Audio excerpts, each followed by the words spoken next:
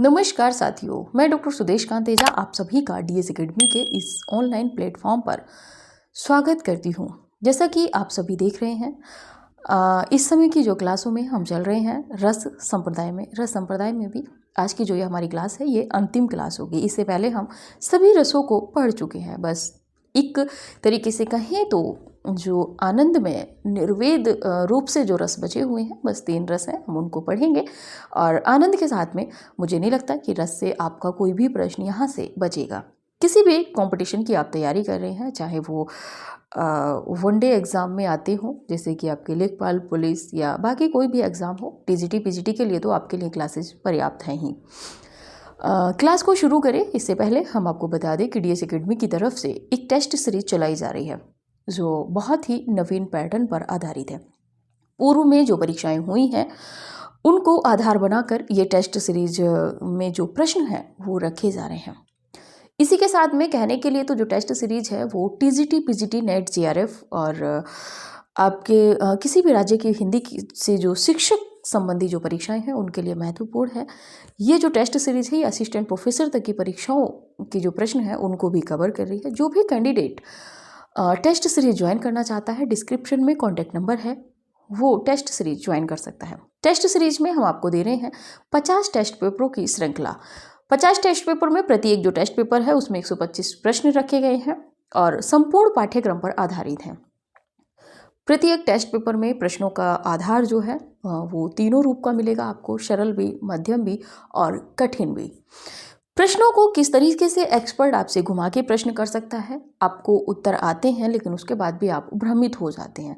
तो जो भी आपका संशय है, डाउट है, आपको क्लियर करना है, आपको देखना है कि हम पढ़ तो लिए मैम से इतना, यानी कि हम रस तक तो पहुंच गए, लेकिन इस रस तक हमें याद कितना है। तो ये सब यदि आप अपना देखना चाहते हैं, अपने आप को परखना चाहते हैं कि हमने अभी तक कितना पढ़ा है, तो इसके लिए आप टेस्ट सीरीज ज्वाइन कर सकते हैं। चलिए बात करते हैं रस की। रस में आज हम पढ़ रहे हैं वात्सल्य रस। वात्सल्य रस का मतलब है कि जहाँ पे आप अपने से छोटों को स्नेह करते हैं, प्यार करते हैं, वो सभी जो चीज़ें हैं वो आपके वात्सल्य रस में आएंगी। चलिए थोड़ी सी परिभाषा देख लेते हैं कि जहाँ संतान, यानी कि आपकी कोई संतान है या उससे जब आप प्रेम करते हैं, स्नेह करते हैं, उसके प्रति जो आपका स्नेह है वो रस में आएगा। ठीक है। शिष्य, अब देखिए यहाँ पे खाली संतान से तो नहीं है, खाली संतान, अब शिष्य भी, जैसा कि आप हमारे शिष्य हैं। कभी कभी होता है कि बहुत ऐसे प्रिय शिष्य भी हो जाते हैं जो आप, हो सकता है कि कभी ना तो आप ही भूल पाते हैं ना आपका शिष्य ही आपको भूल पाता है। ठीक है। शिष्य या अनुज आपके जो छोटे होते हैं, वो छोटे भाई बहन भी हो सकते हैं, अड़ोसी पड़ोसी भी हो सकते हैं। ठीक है। के प्रति प्रेम का, वात्सल्य, परिपूर्ण स्नेह का विभाव आदि द्वारा पुष्टि हो, वहाँ वत्सल या वात्सल्य रस होता है। ठीक है। बात करते हैं स्थायी भाव की। स्थायी भाव यानी कि वत्सलता। आलंबन की बात करें तो आलंबन होगा यहाँ पे पुत्र, पुत्री या शिष्य। ठीक है। उद्दीपन में बात करें तो जो आसपास की होती हैं, चेष्टाएं हैं, खेलना है, कूदना है। छोटे बच्चे जब आपके पास कोई छोटा बच्चा जब आपके आस पड़ोस में रहता है, वो खेलता कूदता है, आप उसकी जो क्रियाएं होती हैं आपको बहुत ज़्यादा भावुक करती हैं, आपका जो स्नेह है उनके प्रति बढ़ता है। ठीक है। अनुभाव की बात करें तो गर्व है, हर्ष है, आवेग है। ठीक है। संचारी भाव में यदि बात करें तो नेत्र विकास है, रोमांच है, हर्ष है, उत्सुकता है। क्योंकि कई बार क्या होता है कि बच्चे ऐसी बातें कर देते हैं कि आप अचंभित रह जाते हैं। ठीक है। तो जहाँ पर किसी संतान, शिष्य, अनुज के प्रति जो बड़ों का या माता पिता का या गुरु का शिष्य के प्रति जो स्नेह होता है, उसको प्रेरित करना होता है, वहाँ पे वात्सल्य रस होता है। बात करें पहले उदाहरण में आप देखेंगे कि जशोदा हरिपाल ने झुलावे, हलरावे दुलराए, मल्हावे, जोई सोई कछु गावे। माता यशोदा है, सूरदास जी कह रहे हैं माता यशोदा हैं, क्या कर रही हैं कि यशोदा हरि पालने झुलावे। यशोदा माँ क्या कर रही हैं कि कृष्ण जी लेटे हुए हैं अपने पालने में और उनको उनके पालने में झुला रही हैं। क्या?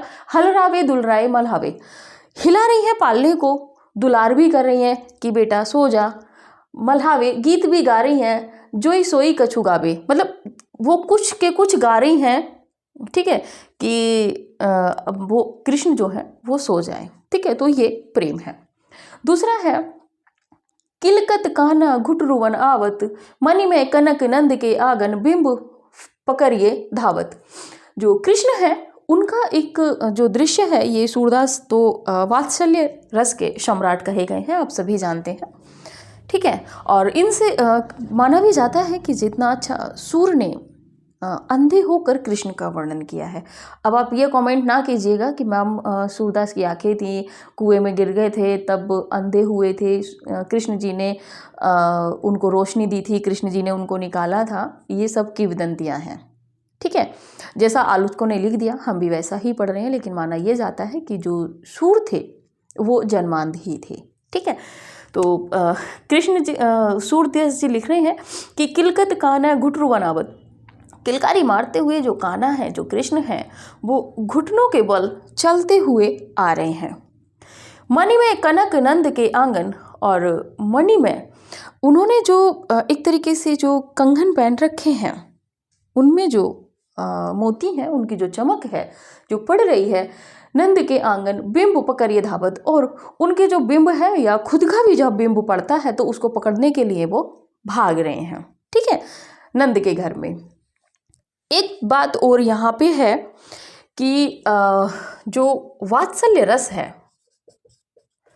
वात्सल्य रस के दो भेद हैं, ठीक है।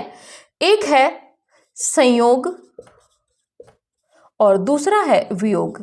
यहाँ पे श्रृंगार नहीं है, लेकिन संयोग वात्सल्य और वियोग वात्सल्य आपके दो रूप हैं। जैसा कि आप देखेंगे संयोग के तो हम ये सारे पद पढ़ चुके हैं, दोनों जो पद हैं ये संयोग के हैं, ठीक है। लेकिन जो तीसरा पद है ये वियोग वात्सल्य का है। संदेशो देवकी से कहियो, हो तो धाय तिहारे सुत की दया करत ही रहियो। श्री कृष्ण जब संदेशो देवकी से कहियो, ये जो है वियोग में बात कही गई है कि मेरा जो संदेशा है देवकी से कहियो, हो तो धाय तिहारे सुत की दया करत ही रहियो। ये वियोग श्रृंगार में है, वियोग श्रृंगार क्षमा कीजिएगा वात्सल्य रस में है, ठीक है। तो अगर कभी प्रश्न कठिन थोड़ा सा भी एक्सपर्ट करेगा तो यहाँ से ये कर सकता है कि यहाँ पे इस पंक्ति को देके आपसे रस पूछेगा, वहाँ पे संयोग श्रृंगार भी होगा, वियोग श्रृंगार भी होगा, संयोग वात्सल्य भी होगा और वियोग वात्सल्य भी होगा। तो आपको यहाँ पे क्या टिक करना होगा ये आप जानेंगे, ठीक है। आप स्क्रीनशॉट लीजिए, इसके बाद देखते हैं अगला रस। अगला रस कुछ थोड़ा सा अब हम शांति की तरफ ही हैं, तो देखते हैं भक्ति, शांति और वात्सल्य में। चलिए,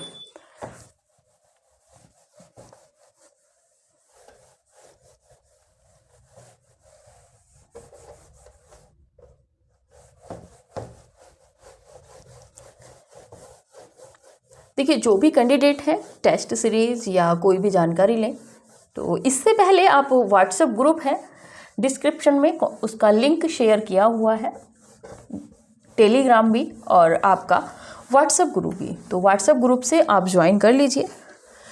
आपकी कोई समस्या होती है तो आप व्हाट्सएप ग्रुप में भी बोल सकते हैं, नहीं तो जो अंतिम में क्लास के अंतिम में कॉन्टैक्ट नंबर दिया जाता है आप उस पर भी कॉल कर सकते हैं।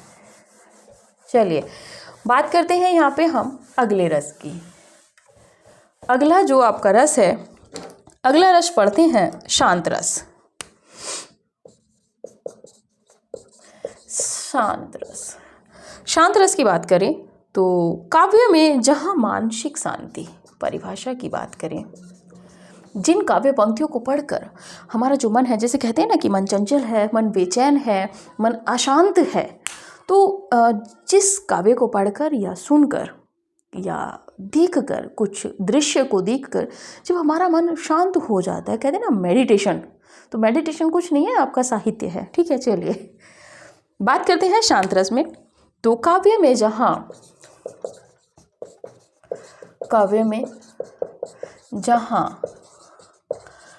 मानसिक शांति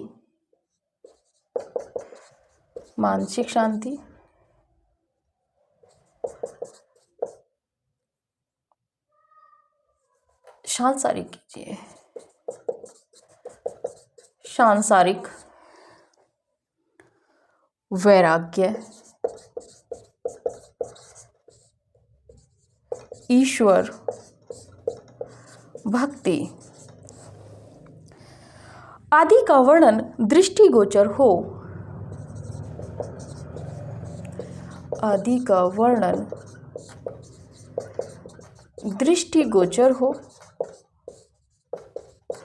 वहाँ शांत रस होता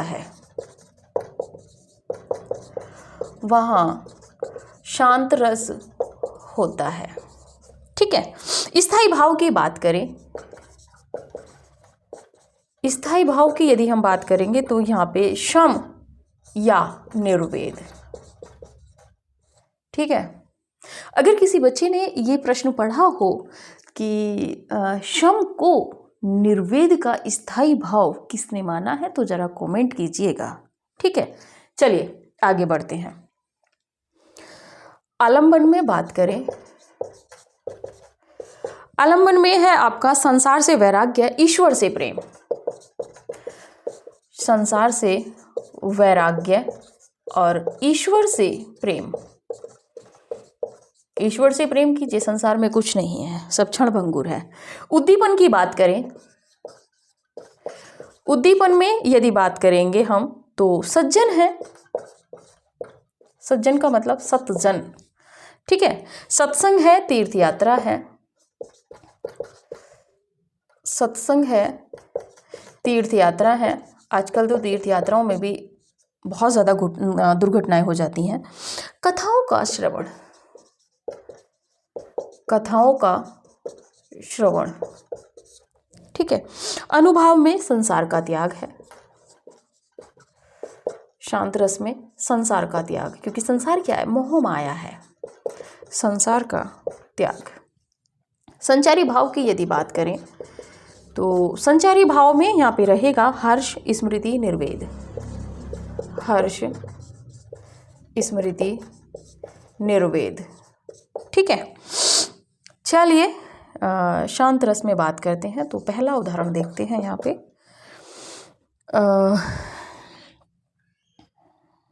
मेरो मन अनंत कहाँ सुख पावे, जैसे जहाज,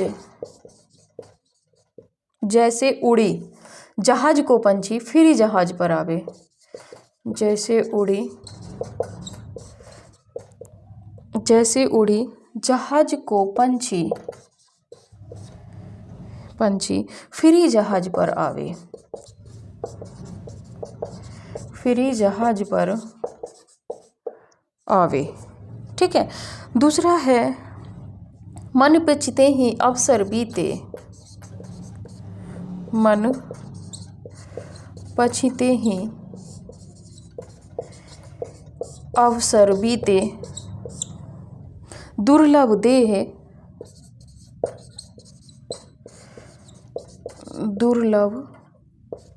देह पाई हरिपद, भुज करम वचन अरोहिते, भुज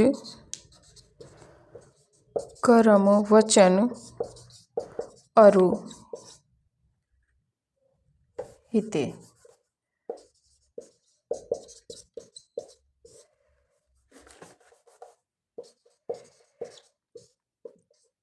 ठीक है, एक ये भी आता है, रेमन तन कागद का मेला, रेमन ये 2 दिन का मेला, कायम ये जग का झमेला रहेगा। ठीक है, शांत रस की बात करें परिभाषा में तो काव्य में जहाँ मानसिक शांति, मन की शांति हो, सांसारिक वैराग्य, संसार से वैराग्य हो गया हो, ईश्वर भक्ति आदि का वर्णन दृष्टिगोचर हो, वहाँ शांत रस होता है। स्थायी भाव की बात करें तो शम या निर्वेद है। आलंबन में बात करें तो संसार से वैराग्य है, ईश्वर से प्रेम।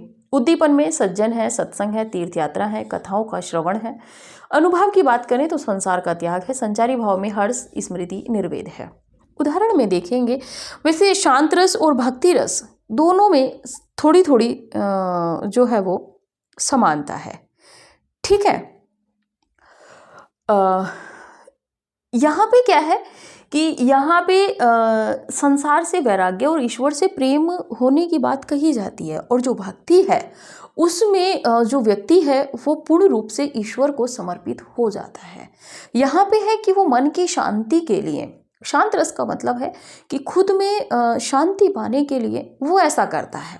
लेकिन भक्ति रस जब हम आगे पढ़ेंगे तो उसमें है कि वो पूर्ण रूप से भक्ति में लीन हो जाता है, ईश्वर के प्रति आस्था में लीन हो जाता है। जैसे कि आपने देखा होगा भक्ति काल में जब हमने पढ़ा है, ठीक है, भक्ति काल का कोई भी उदाहरण होगा, ज़्यादा से ज़्यादा वो आपके या तो शांत रस में जाएंगे, भक्ति रस में जाएंगे।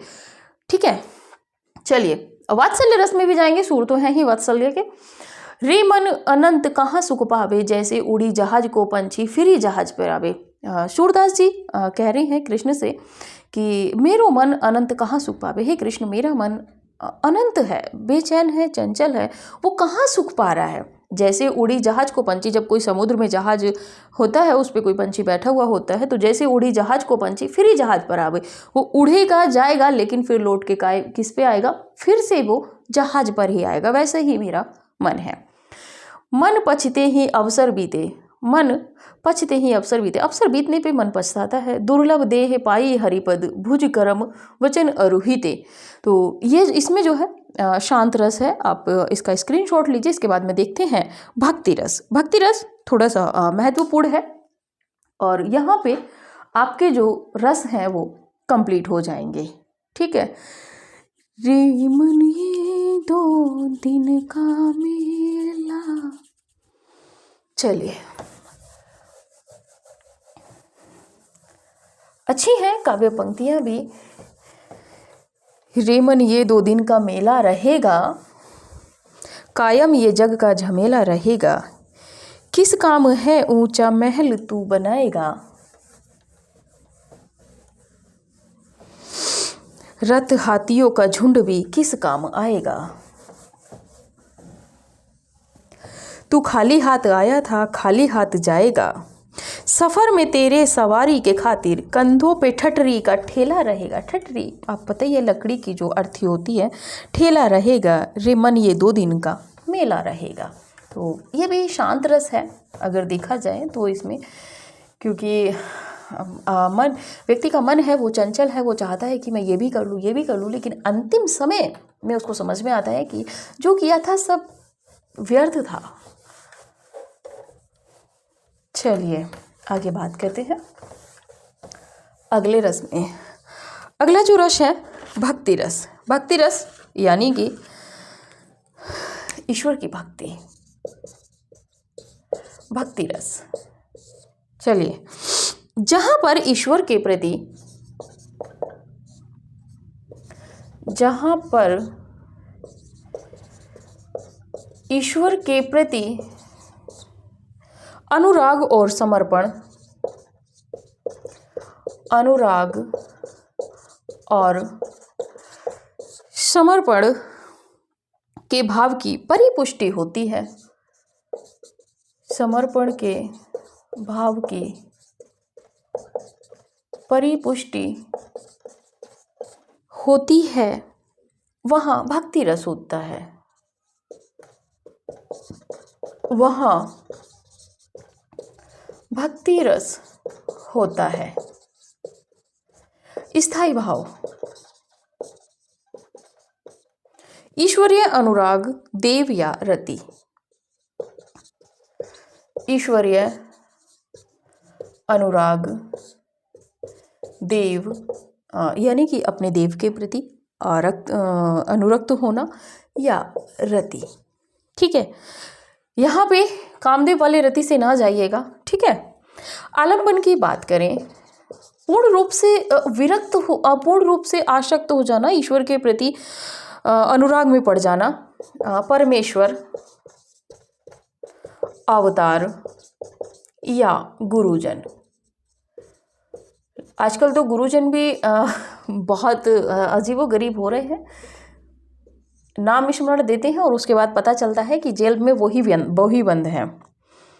आलंबन, उद्दीपन की बात करें, उद्दीपन में भक्तों का सत्संग, भक्तों का सत्संग। इसके बाद में अनुभाव की बात करें तो अनुभाव में आपको देखने को मिलेंगे औत्सुक्य हर्ष, औत्सुक्य हर्ष। ठीक है, इसके साथ में देखते हैं संचारी भाव में हर्ष है, उदासीनता है। संचारी भाव में हर्ष है और उदासीनता है। उदासीन हो ही जाता है जब हम किसी चीज में पूर्ण रूप से लिप्त हो जाते हैं। उदाहरण में देखें तो पहला है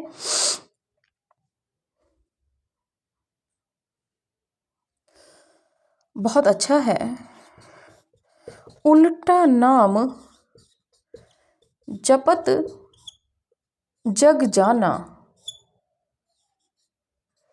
जग जाना वाल्मीकि,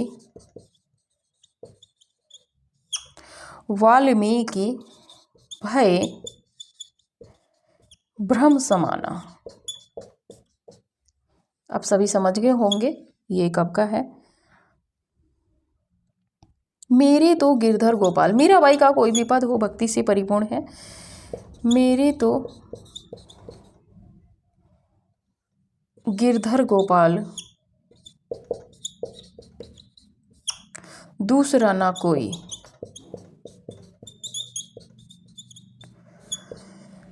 इसी के साथ में तीसरा ले लेते हैं, मेरी भव वाधा हरो राधा नागरी सोए, जा तन की छाई परे